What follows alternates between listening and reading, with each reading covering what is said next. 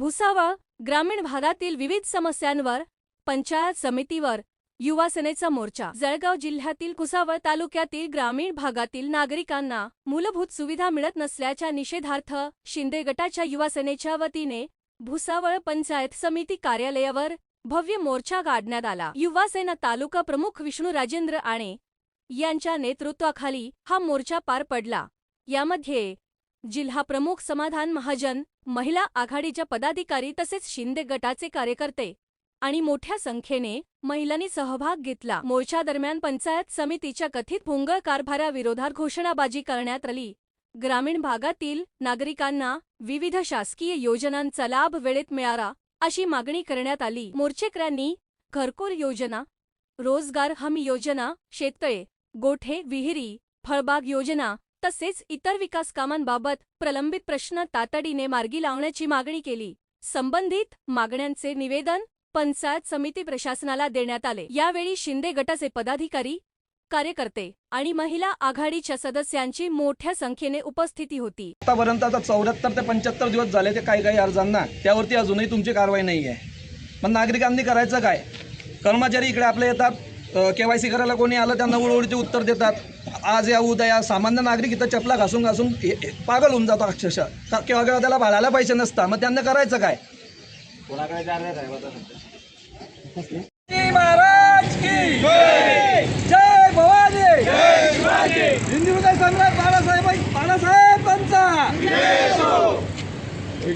हिंदू हृदय सम्राट सरसेनापती बाळासाहेब ठाकरे यांचा जय भवानी, जय शिवाजी, मुलांचा आवाज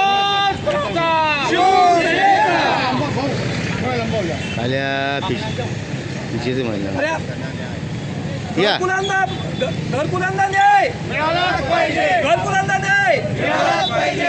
एक कामगार कर्मचाऱ्यांचं करायचं काय? कामगार कर्मचाऱ्यांचं करायचं काय? घरकुलांना न्याय, घरकुलांना न्याय.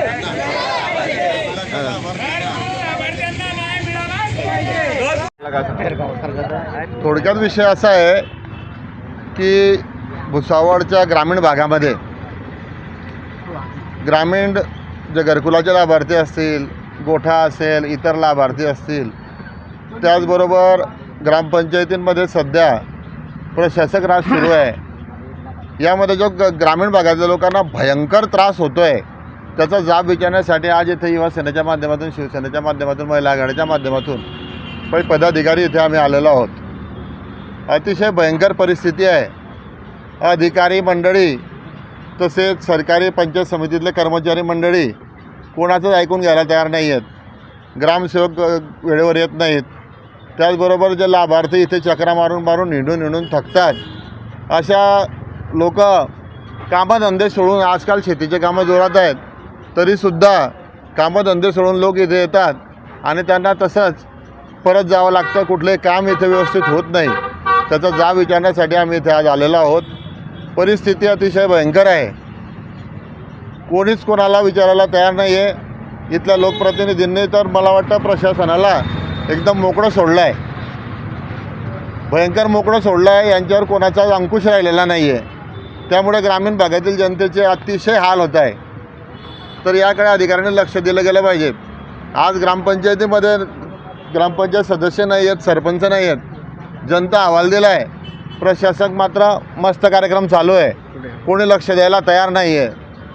शासनाचे अधिकारी याकडे सोयीस्करपणे दुर्लक्ष करत आहेत आणि जनतेचे हाल होत आहेत.